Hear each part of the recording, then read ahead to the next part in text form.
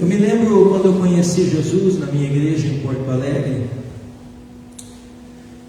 e nós tínhamos o culto que infelizmente era o culto menos frequentado da igreja, irmã Sueli, que era o culto de oração.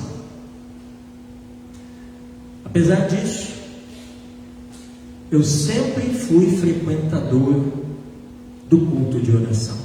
Naquela época eu me lembro que acontecia às terças-feiras. E como a gente fazia, irmão Paulo, a faculdade teológica e o prédio era nos fundos da igreja, a nossa aula era à noite, nós não tínhamos, ou pelo menos eu não tinha condições de estar no culto de oração inteiro. Mas eu me lembro que no período do intervalo das nossas aulas, os irmãos ainda estavam ali orando, e eu então descia imediatamente para passar ali aquela meia hora que fosse frequentando a oração, o culto de oração. E quando nós não tínhamos aula, porventura, numa terça-feira, então o meu coração também estava alegre, disposto, e eu saía da minha casa, irmã Joseli, muitas vezes com um frio muito maior que esse. Eu me lembro que às vezes nós estávamos com tanta roupa no corpo que mal dava para se mexer direito. Mas chegávamos ali na igreja, irmã Sueli, e eu vou dizer uma coisa: o culto de oração, na minha concepção, era o culto dos crentes de verdade. E isso os crentes antigos diziam quando eu me converti, né? Eu me lembro que eu cheguei na igreja e o meu discipulador me disse isso, né? Aliás, ele não, o pai dele me disse isso. Disse: olha, você vai chegar domingo aqui, vai ter um monte de gente na igreja, mas você quer conhecer com quem realmente Jesus pode contar, não é no domingo, você tem que vir na terça-feira, porque é o dia do culto de oração. E eu tomei aquilo para mim, né? Eu disse: Jesus, eu quero ser um crente com quem o Senhor pode contar. Eu quero ser um crente que está na brecha, que está combatendo o bom combate, guardando a carreira, né? Cumprindo a carreira, guardando a fé. Eu quero ser um crente com quem o Senhor pode contar. Amém? Então, que esse testemunho fique, irmãos, antes de nós entrarmos na palavra de Deus nesta noite, para o teu Espírito. Aleluia. Outra coisa que é muito importante também é nós enxergarmos além das aparências. Irmãos, verdadeiros discípulos de Jesus não enxergam ou se deixam levar, e muito menos se deixam influenciar pelas aparências. Nós não somos um povo Cristina levantado pelo céu na terra para andarmos por aparência, e muito menos para vivermos uma aparência. Nós somos um povo, irmão Paulo, que anda pela essência. Aleluia. É como eu orei agora há pouco aqui na oração coletiva com os irmãos, né? O adorador por excelência. É isso que nós queremos ser, como diz a letra daquele cântico, né? Um adorador por excelência. E adorador por excelência, irmão Joseli, não anda por aparência, mas ele enxerga a essência do Senhor. Aleluia. Por isso ela cumpre o propósito, Sheila, para o qual foi levantado. O que significa isso, irmãos? Que a presença ou a ausência de alguém num culto, numa reunião, num grupo familiar, num discipulado, isso aí é algo de cada um com Deus. Eu sei da minha vida, eu creio que você sabe da tua.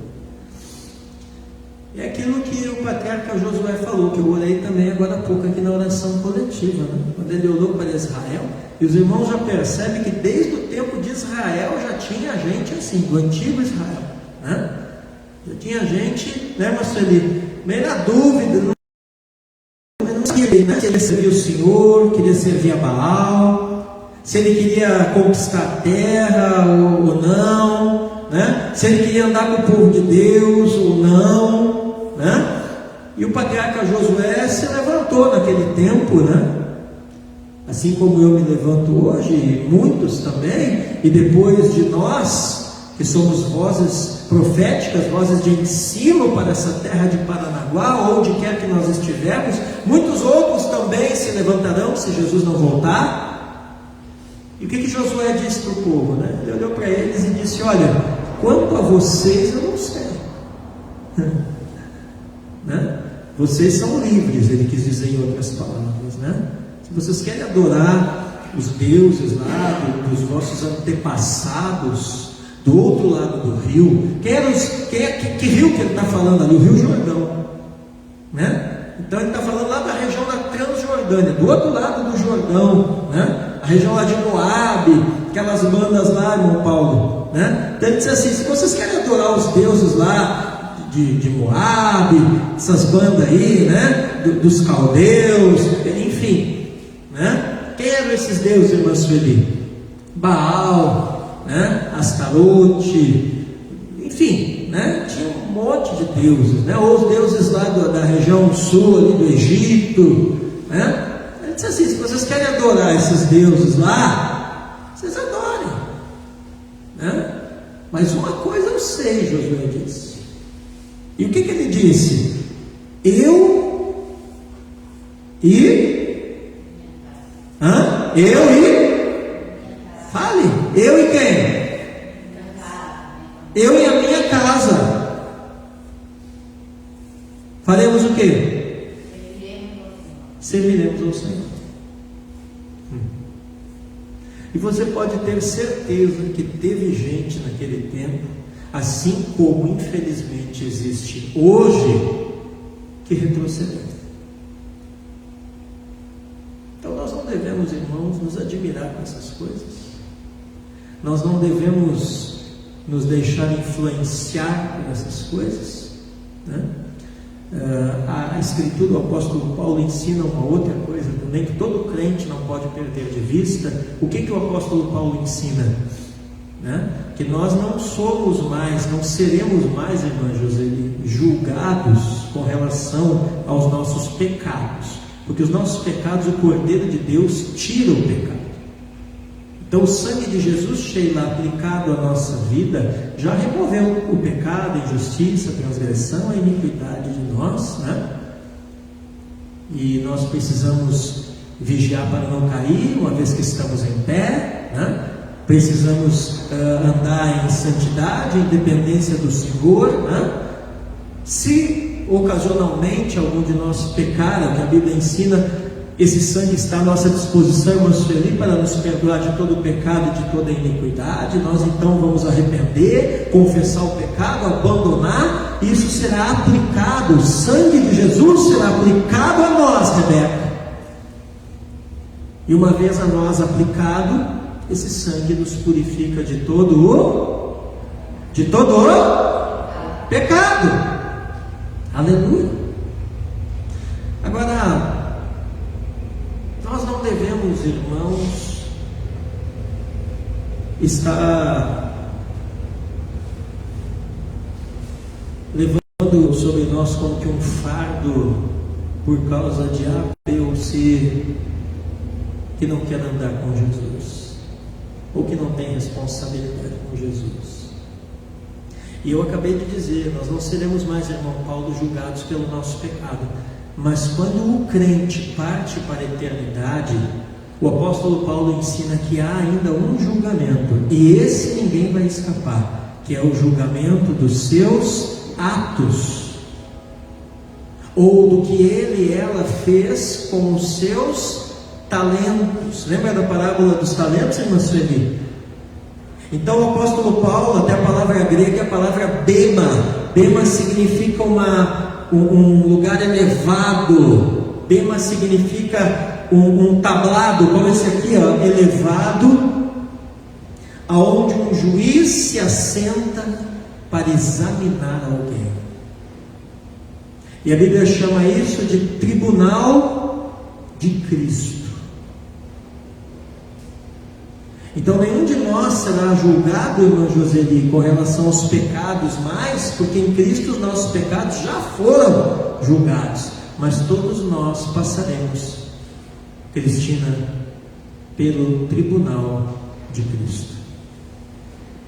E lá no tribunal de Cristo, Jesus não vai aparecer para nós como o Salvador, o Cordeiro, não, Ele vai aparecer lá como o leão.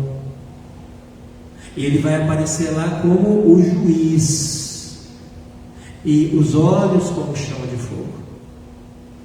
E aí então Ele vai examinar, por exemplo, eu, né? Inclusive a Bíblia diz que quem trabalha no ofício do ensino, né?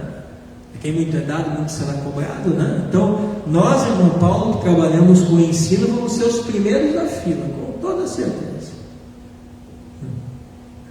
né? E lá nesse momento, o Senhor vai olhar para mim com seus olhos como chama de fogo, e Ele vai examinar, irmã Sueli, Ele vai avaliar o que eu fiz com o talento de ensino profético que Ele me deu nesta terra.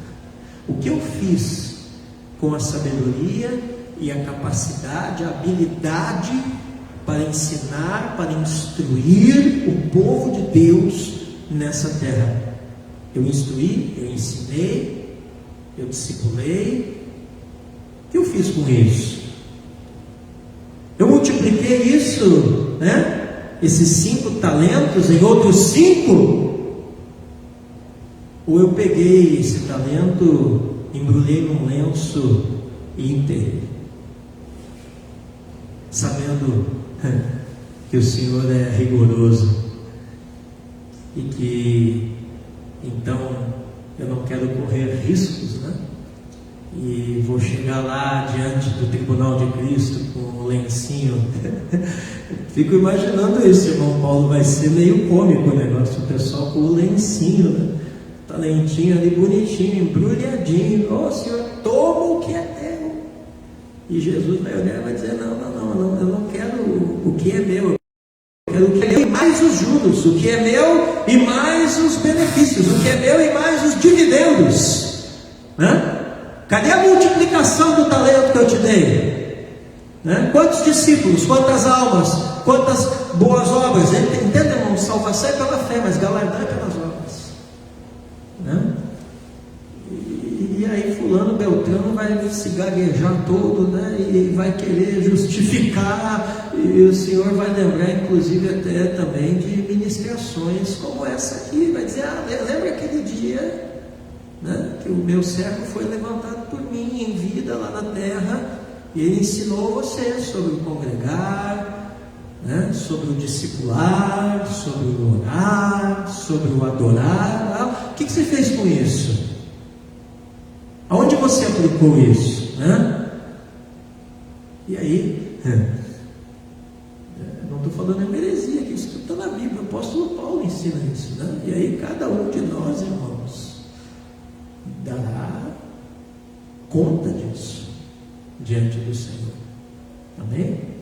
Então o meu conselho para você, e é o conselho da Bíblia, né, é o seguinte: aplique o seu coração em desenvolver, né, aquilo que Deus te deu.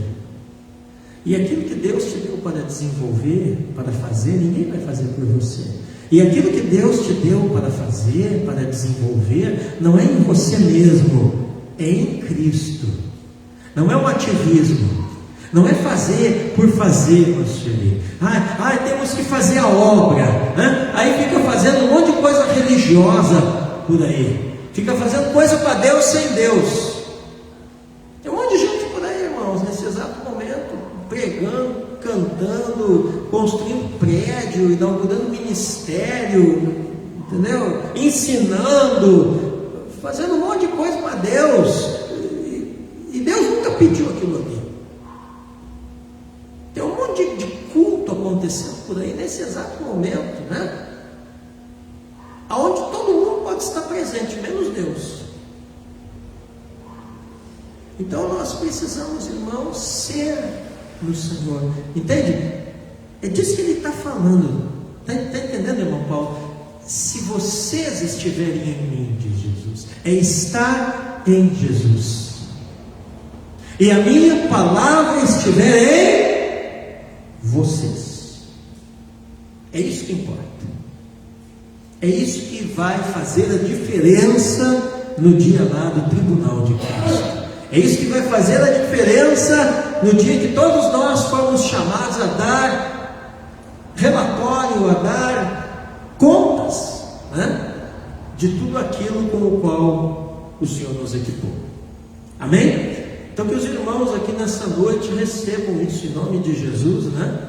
Entendam isso, né? E você, já que estamos transmitindo já, né, algum tempo, alguns minutos, você também que está aí na sua casa me assistindo, né? Entenda isso também para a sua vida, em nome do Senhor Jesus. Amém?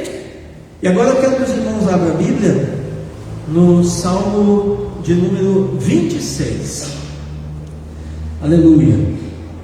Isso tudo foi uma meditação aí, introdutória, aquilo que Deus me deu para compartilhar com os irmãos nessa noite. Então, livro de Salmos, Salmo 26, 26º Salmo do Saltério. Aleluia. Achou aí, irmãos? Salmo 26. Glória a Deus. Você que está na sua casa aí, pega a sua Bíblia, abra no Salmo 26 comigo. Aleluia. Diz assim a palavra: oração de um justo, Salmo de Davi.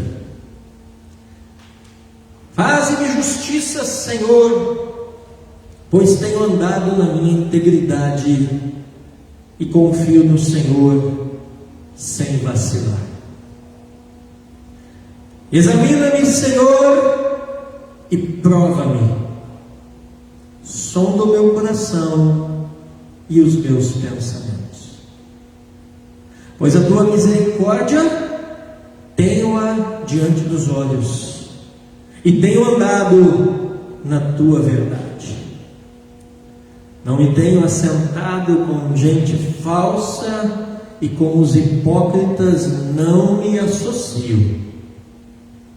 Detesto a assembleia dos malfeitores, e com os ímpios não me assento. Lavo as mãos na inocência, e assim andarei, Senhor, ao redor do teu altar, para entoar com voz alta os louvores e proclamar todas as tuas maravilhas. Eu amo, Senhor, a habitação de tua casa e o lugar onde a tua glória reside. Não colhas a minha alma com a dos pecadores, nem a minha vida com a dos sanguinários, em cujas mãos há crimes e cuja mão direita está cheia de subornos.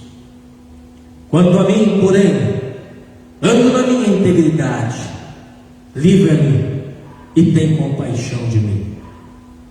O meu pé está firme em terreno plano, nas congregações bendirei o Senhor. Amém? Aleluia. Nessa noite o tema é: Deus está em sua casa. Amém? Vamos repetir após mim? Repita após mim aí bem alto: Deus está em sua casa. Vamos mais uma vez: Deus está em sua casa. Quantos creem nisso? Deus está em sua casa. Aleluia. Então hoje, irmãos, é a 6ª parte da série Caminho Certo em Tempos Incertos. Meu Sueli, mais do que nunca os tempos são incertos. E tempos incertos, Sheila, são tempos perigosos. Por quê? Porque muita gente, irmão Paulo, se confunde no caminho. Tempos incertos são tempos em que mais do que nunca você precisa consolidar a sua identidade no Senhor Jesus. Jesus é Deus sobre tudo e sobre todos, mas dentre tudo, Jesus é o Deus da identidade. Jesus, você não vê Jesus nos evangelhos, irmã Joseli, Jesus nunca foi indeciso. Jesus nunca foi indeciso com relação a Deus, com relação à sua missão, com relação à sua família, com relação à sua igreja, porque ele congregava, né? Com relação ao seu ministério, ao propósito do Pai para a sua vida. Em Jesus há uma identidade, irmãos. Aleluia. E nós de fato precisamos, se nós somos discípulos de Jesus não é gente indeciso. Gente que está por aí indeciso, por mais incerto que seja o tempo, a época que se vive, mas gente que está por aí indeciso no chamado, indeciso na proposta, indeciso no caminho, pode ser de tudo, menos discípulo de Jesus. Mas nessa noite eu não quero falar de discipulado. Eu quero falar pelo Espírito Santo que me moveu a preparar esta mensagem sobre Deus estar em sua casa. Deus tem uma casa. Amém? Amém? E se a casa é de Deus, Ele habita nela. Se a casa é de Deus, Ele está em casa. Aleluia.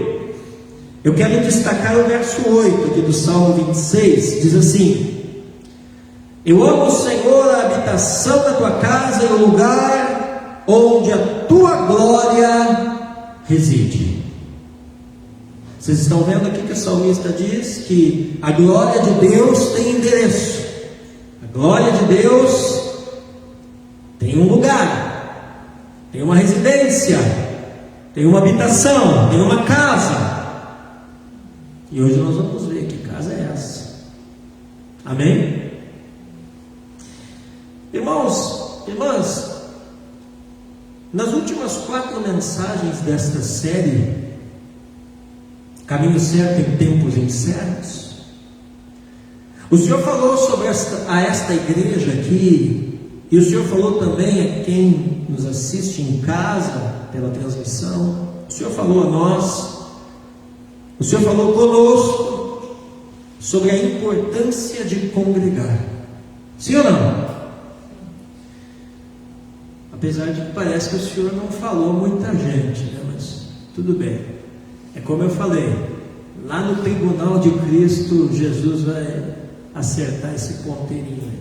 Então eu estou tranquilo. Então o Senhor falou conosco nas 4 mensagens da série, né?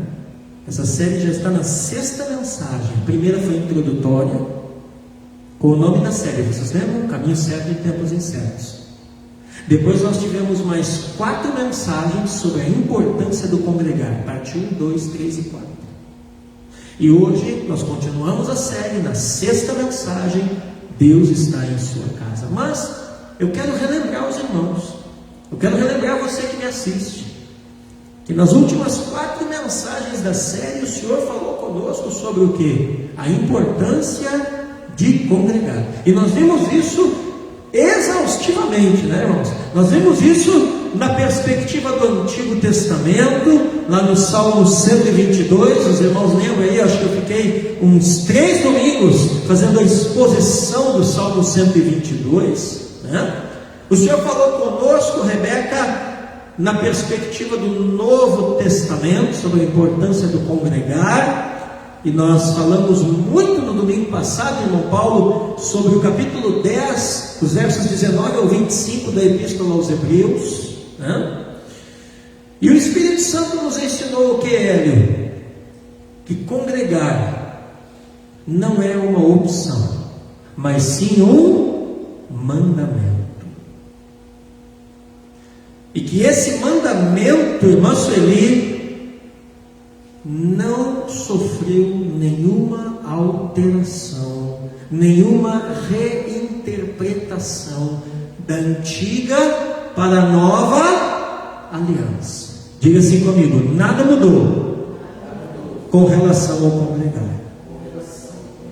E o que nós aprendemos também, irmã Joseli? Que praticar o mandamento de congregar vai gerar o quê?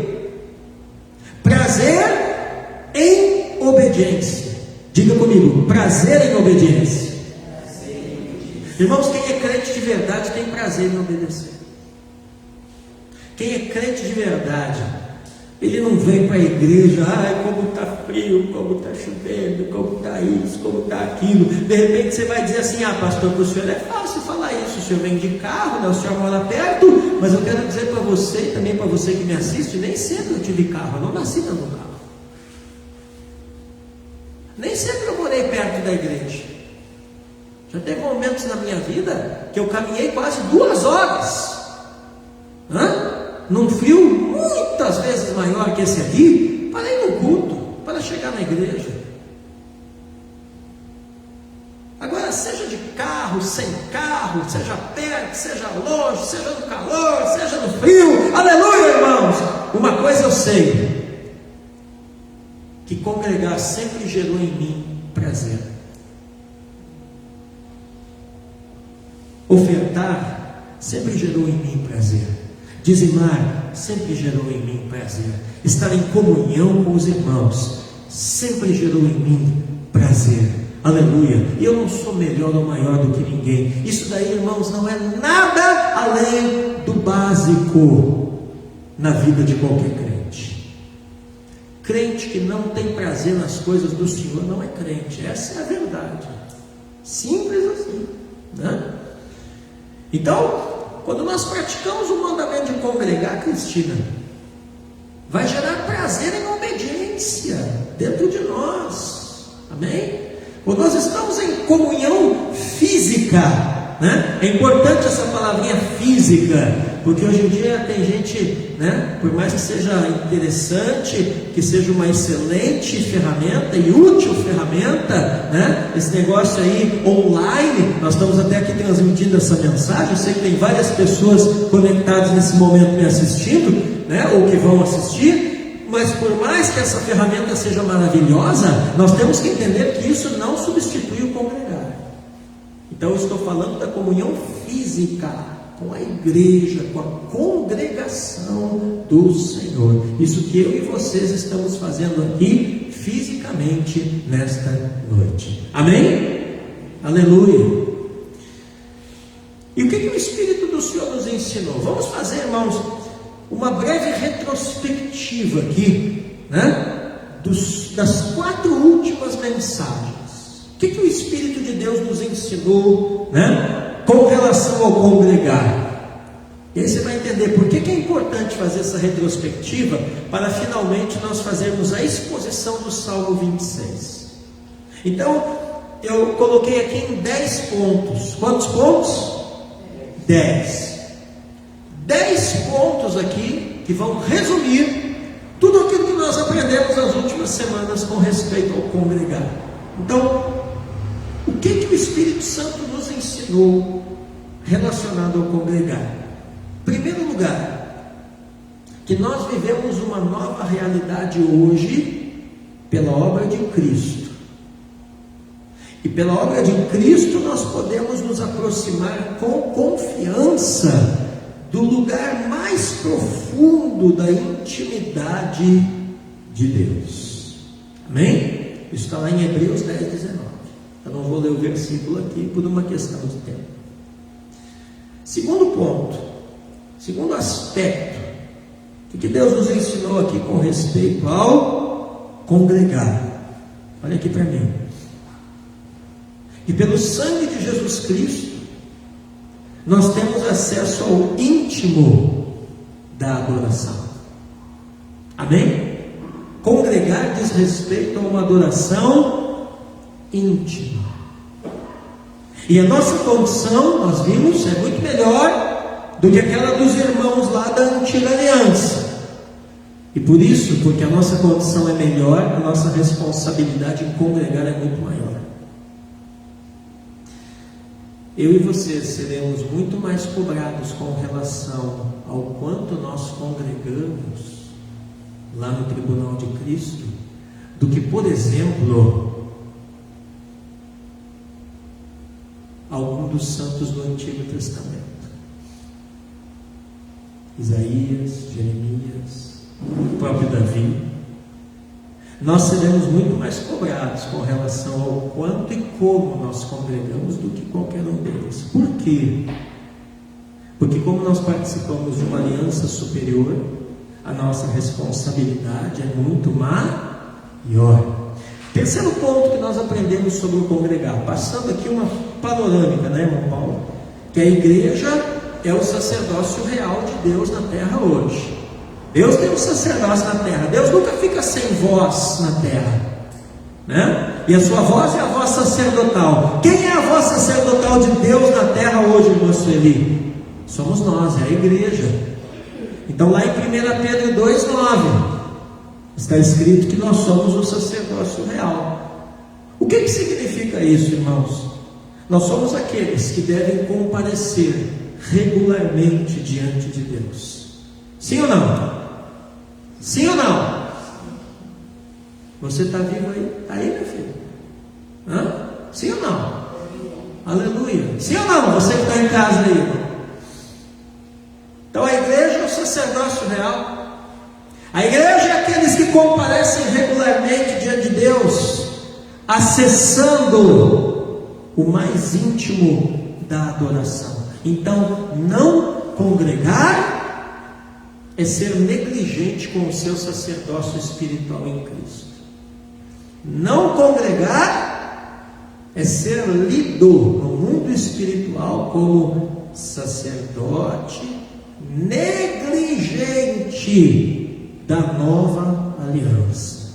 E o problema com isso, irmã Joseli, é que toda negligência tem consequências. Hein, Paulo? Né? Experimenta ser negligente lá no teu ambiente de trabalho, para ver o que acontece. Experimenta ser negligente na hora de encomendar lá as frutas, as verduras para promoção da quarta-feira, né? Hoje não vai ter promoção, porque o Paulinho esqueceu de fazer a encomenda. Experimenta para ver o que acontece. Então olha aqui para mim, irmãos, se nem o seu patrão, que é homem, e talvez nem crente de carne e osso físico nessa terra, suporta a negligência, não pense que o teu Deus vai suportar a negligência, por mais misericordioso e bom que ele seja, porque não vai.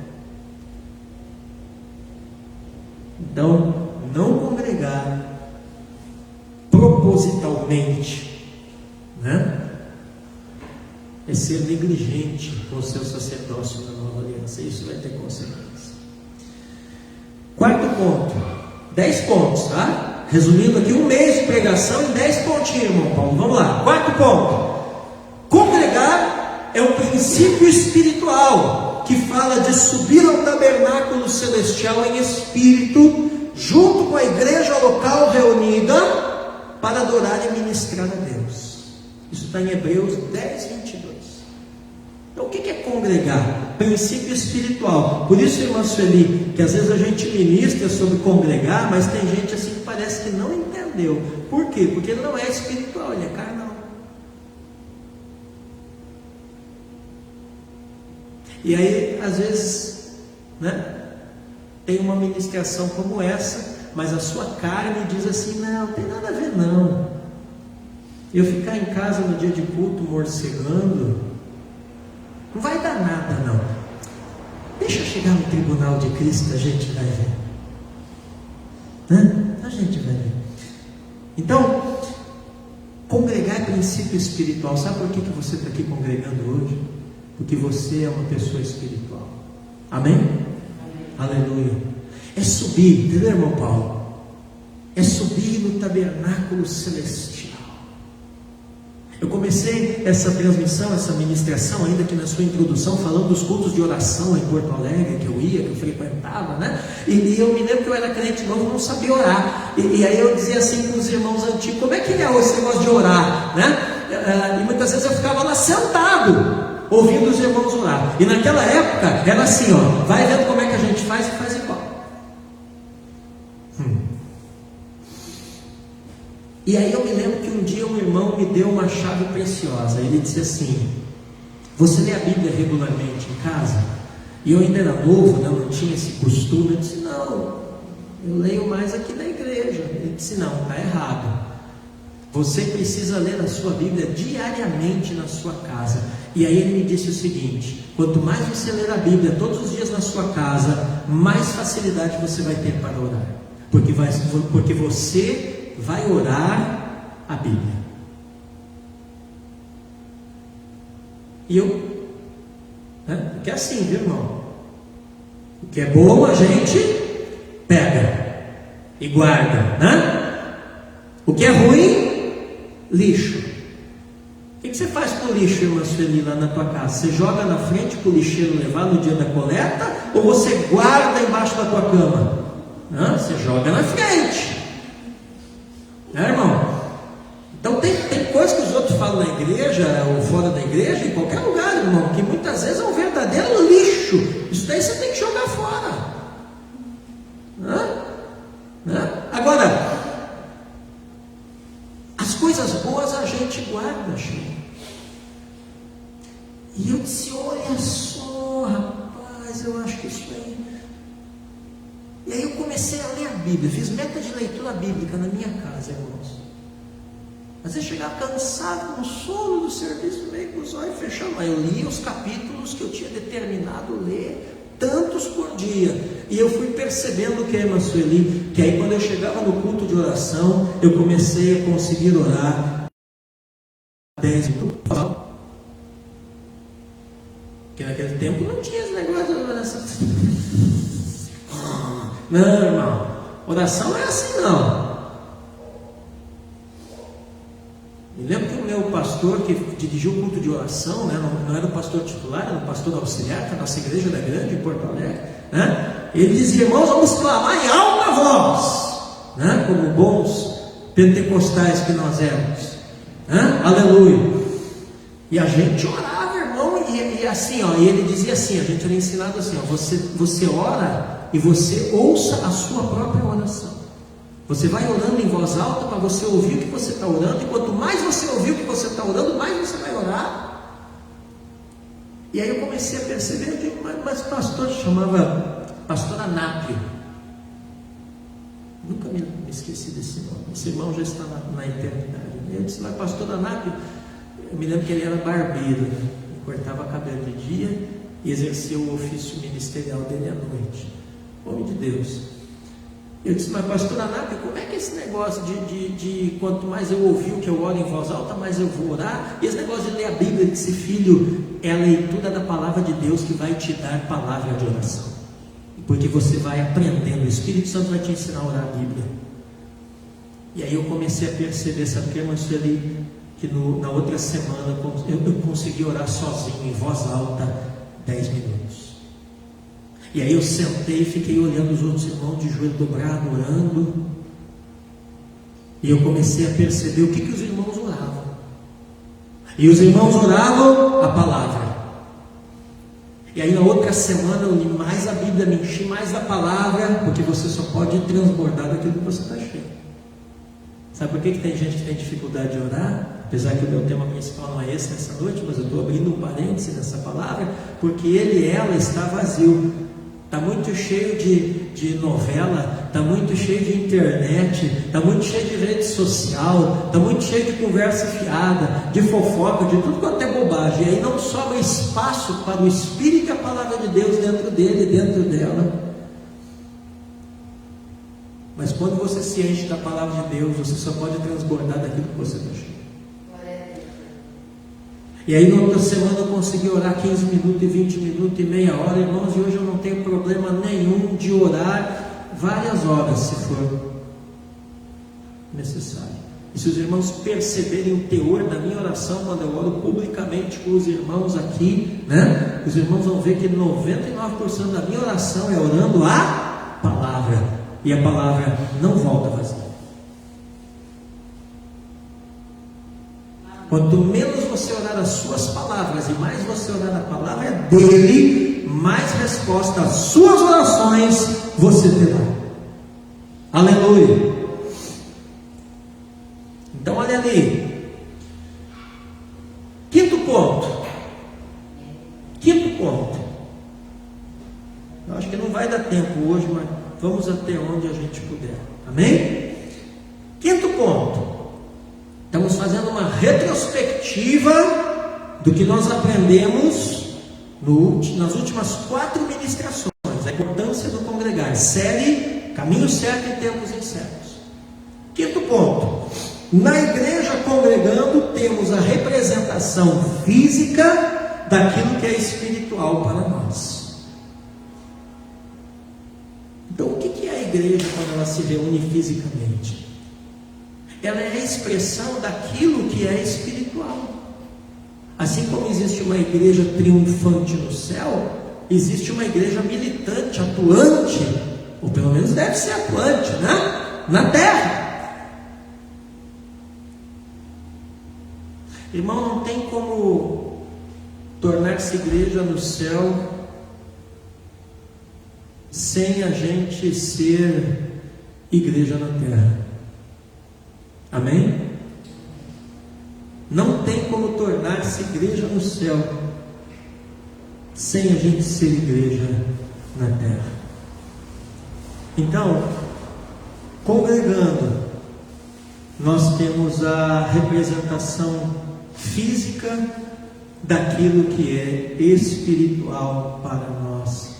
Congregando, nós experimentaremos fisicamente, irmão Paulo, a entrada no Santo dos Santos em adoração coletiva ao Senhor, pelo caminho, Rebeca, que é Jesus Cristo. Amém, irmãos? Amém? Você que me assiste de casa, isso está em Hebreus 10, 25. Aleluia. Sexto ponto, relembrando aqui: cristianismo que não envolve o mandamento essencial de congregar é pecaminoso, antibíblico e herético. Irmão, tem muita coisa por aí hoje em dia que se chama de cristianismo, mas não é.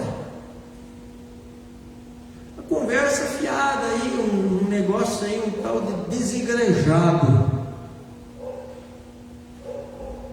Sabe qual é o nome desse negócio aí, irmão?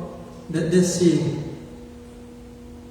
pensamento, dessa ideologia, desse raciocínio aí? O nome disso daí é pecado. O nome disso daí é antibíblico. E o nome disso daí é heresia.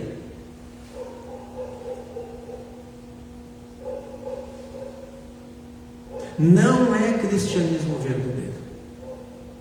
Cristianismo que não envolve mandamento de congregar, que é essencial, não é cristianismo verdadeiro. Pode ser uma caricatura, tudo quanto é coisa, menos verdadeiro cristianismo.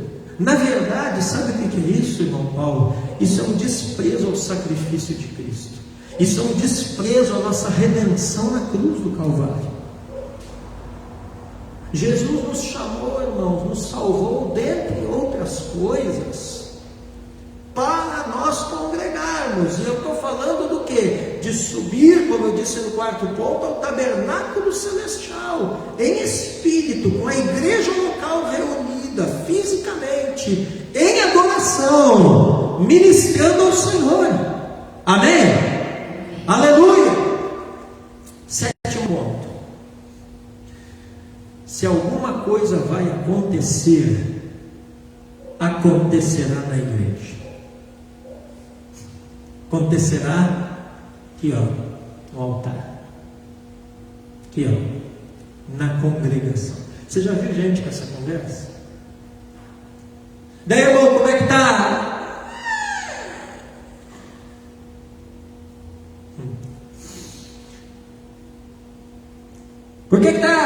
que você está assim? Né? E aí muitos me dizem assim, irmã Sueli, estou esperando alguma coisa acontecer. Você já viu gente assim? Hein, José? Você que está me assistindo já viu gente assim? Tomara que você não seja assim, porque se for tem que se converter. Estou esperando alguma coisa acontecer, irmão. Pois é, não sei o que lá, né? Preciso que aconteça algo na minha vida, irmão. Sem congregar não vai acontecer nada na vida. Aliás, vai acontecer sim. Vai ser lido como um sacerdote negligente da nova aliança. Isso vai acontecer, pode ter certeza que vai. Já está acontecendo na vida de muita gente. Tá? Se alguma coisa tem que acontecer, vai acontecer na igreja, irmão. Vai acontecer na congregação. Aleluia! Ou a partir daqui. Uma igreja verdadeira e fiel é onde a Bíblia é tratada com fidelidade. Vocês lembram que eu falei disso domingo passado? Muito, né? Tratar a Bíblia com fidelidade. E aí vai uma dica, ó. Quem está procurando uma igreja local para congregar, o que você deve olhar em primeiríssimo lugar? Se naquela igreja a Bíblia é tratada com fidelidade. Se a Bíblia é tratada com fidelidade, irmão, pode ser que não tenha estacionamento, não tenha berçário, não tenha glamour, não tenha cantina, não tenha um monte de coisa, né? De repente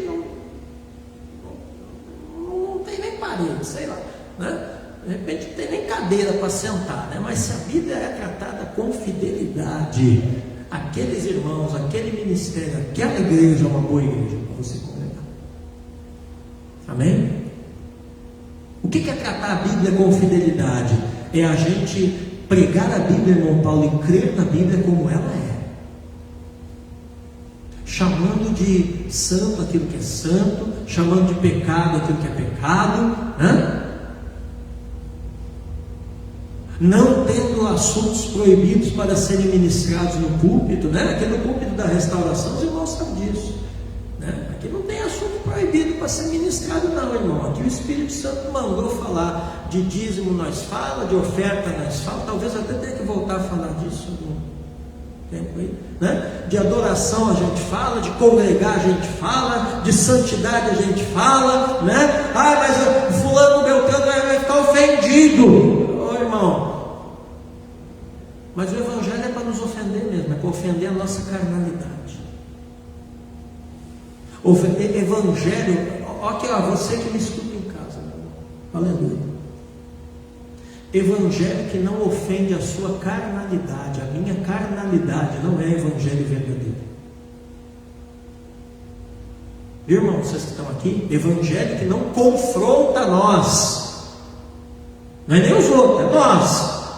Os outros, é eles com Deus, né? É evangelho falso. Evangelho que não confronta é falso. Jesus nunca pregou o evangelho desse jeitinho aí, não. Que não confronta ninguém, que não desafia ninguém, que não propõe mudança na vida de ninguém. Os caras que andaram com Jesus foram tudo transformados. Não parece, mas foram, né? Por incrível que pareça. E foram transformados a tal ponto que deram a sua vida por ele. Vai ver a história da igreja. Vai ver o livro de Atos. Está lá na Bíblia. Mas seguindo adiante aqui. Oitavo ponto.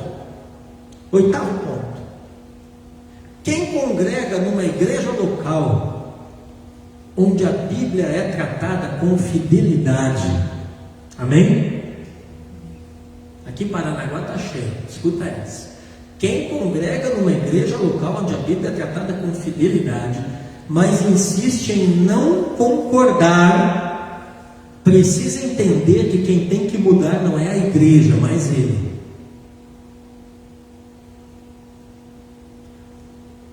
Você já viu esse pessoal por aí? Não concordo com a mensagem, não concordo com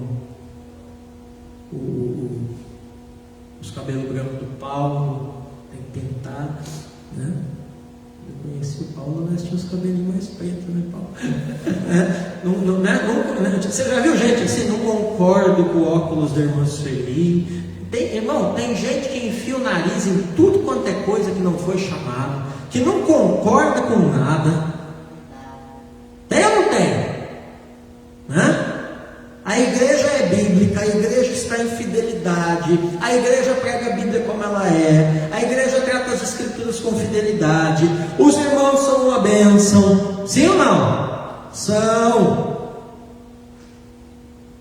Mas tem gente que mesmo a igreja sendo assim, eu não concordo. Irmão, vai discordar no inferno, né? Viu? Você que está me assistindo aí, gente assim tem que discordar no inferno, que não é crente, não é salvo, não é eleito, né? Não concordo. Aí fica querendo mudar a igreja. Não é a igreja que tem que mudar, é ele. Não é a igreja que tem que mudar, é ela. Se a igreja está alinhada com a Escritura, quem tem que mudar é as pessoas, irmão. Somos nós, é eu, você, seja lá quem for, né? Aí a gente vê uma outra coisa, né? Eu falei semana passada disso, né? Então eu vou mudar de igreja. Pois é, aí sai vagando por aí. Quem disse que Jesus chamou você para ser um andarilho espiritual? Que evangelho é esse? Hein? Você que me assiste em casa, quem disse que Jesus chamou você para ser um andarilho espiritual? Você acha bonito isso? Você acha que é de Deus isso? Irmão, esse negócio é coisa de gente sem identidade, gente que não sabe quem é, para onde vai. Claro que devemos procurar, né, uma boa igreja. Eu já falei aqui, qual é a boa igreja? Que trata as escrituras com fidelidade. Mas tem gente que sai por aí vagando, não tem, irmão? Né, Sheila? Que sai vagando de congregação em congregação, de igreja em igreja. Irmão, eu conheci gente aqui em Paranaguá que praticamente a cada 2 meses mudava de igreja. Isso daí é coisa de louco. Isso daí é coisa de gente sem direção. Então, mudar de igreja não vai resolver nada quando o problema aqui é o tal do espírito do não concordo. Sabe por que não vai resolver nada? Porque essa pessoa vai levar esse espírito, esse problema junto com ela para outra igreja. Não é a igreja. Se a igreja é bíblica, não é ela quem tem que mudar, somos nós. Não é mudar de congregação, é mudar de vida, é mudar de conceito, é deixar o Senhor converter o coração de verdade. Amém? Aleluia!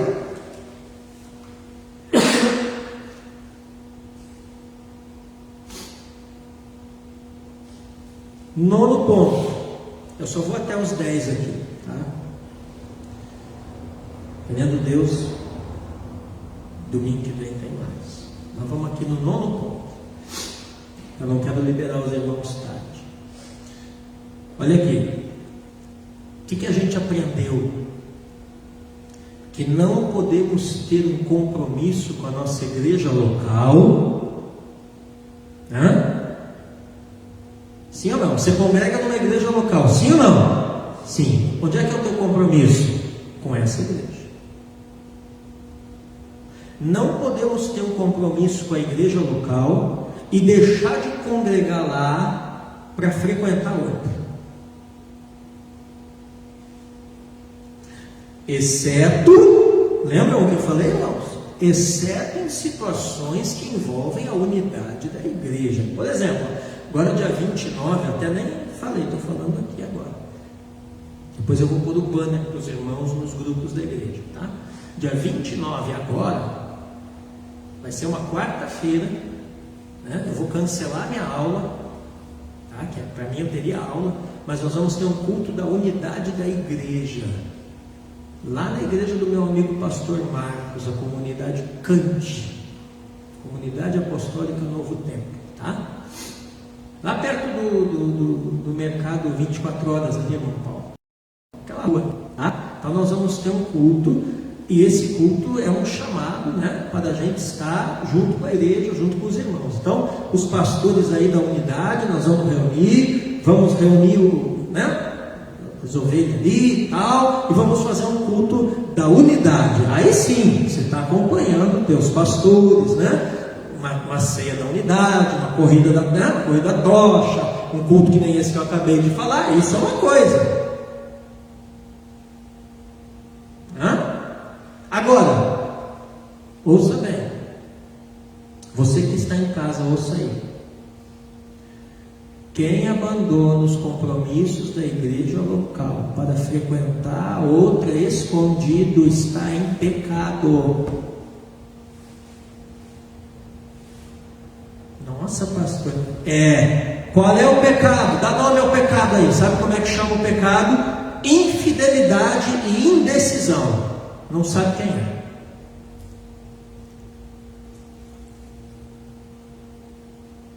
E eu vou acrescentar mais um aqui, até que eu não tinha botado no esboço. O pecado de mentira também, né? Porque aí você pergunta para ela o que aconteceu, né?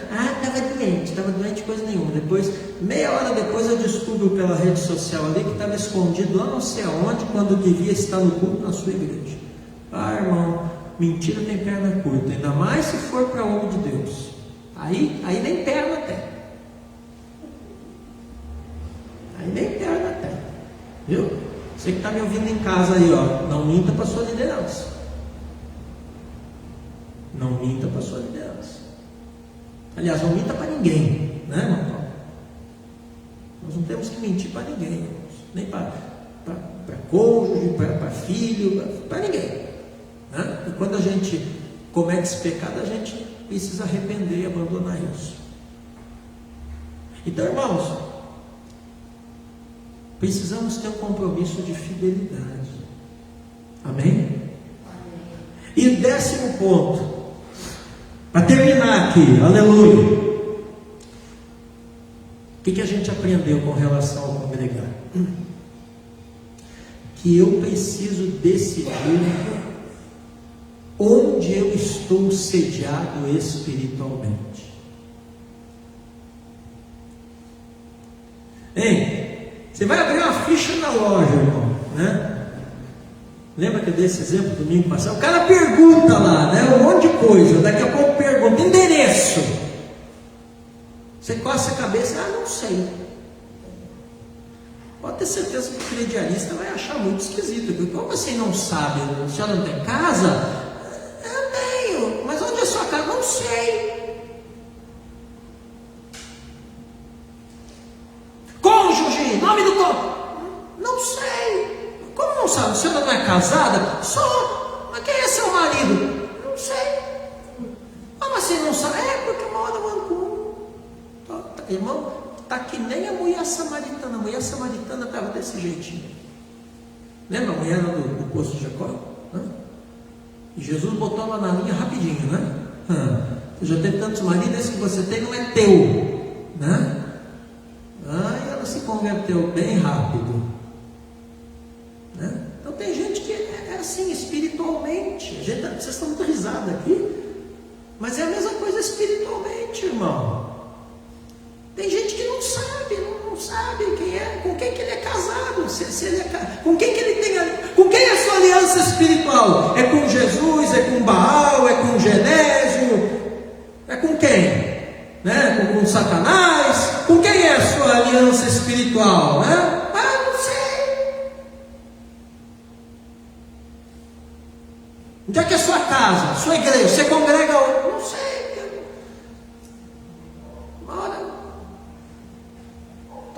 Restauração, daqui a pouco estou lá.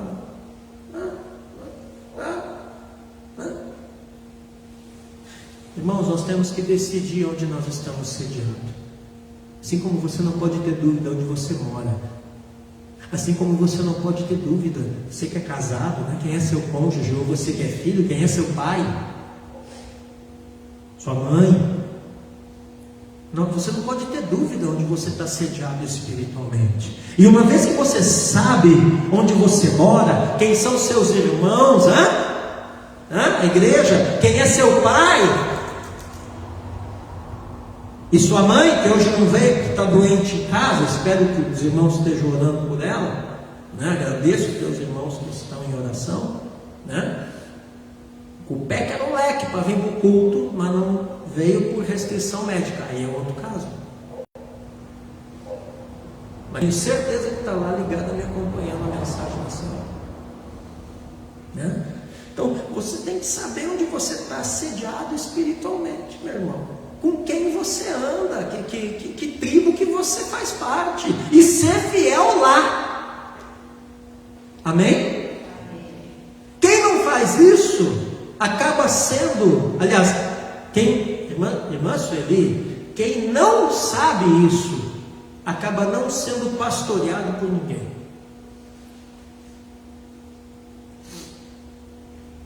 Irmãos, muitas vezes tem gente que tem problema na vida porque ele não se deixa pastorear, porque ela não se deixa pastorear. Não é pastoreado por ninguém, não é cuidado em lugar nenhum. Por quê? Porque não pertence a lugar nenhum. Por quê? Porque não anda com ninguém. Uma hora aqui, outra hora ali, outra hora lá. Quem não decide o que quer, quem não decide onde vai estar, quem não decide com quem vai andar, peca. E peca por insensatez, peca por falta de sabedoria. Isso está em Tiago capítulo 1, versos 7 e 8, para ninguém dizer que eu estou falando heresia aqui. Amém? Então, nós vamos encerrar aqui. Nós recapitulamos esses pontos das ministrações anteriores, irmãos, e nós vamos no próximo domingo, querendo Deus, avançar no nosso entendimento sobre congregar. E nós vamos avançar, Cristina, focando daí nos aspectos do adorador e da adoração na casa de Deus. Amém? E aí o Espírito Santo vai iluminar os nossos olhos, irmãos, o nosso coração vai ser renovado, nosso entendimento vai ser aberto, e o Espírito Santo vai usar 3 salmos, mas eu só vou dizer qual é um deles, que é o 26 que nós demos no início aqui hoje. Os outros 2 eu só vou dizer na semana que vem, para você ficar bem curioso, Então o Senhor vai iluminar o nosso entendimento, e nós vamos avançar nesse assunto tão tremendo do congregar, o Senhor usando 3 salmos, e os 3 falam do mesmo tema: a casa de Deus. A casa de Deus. Amém?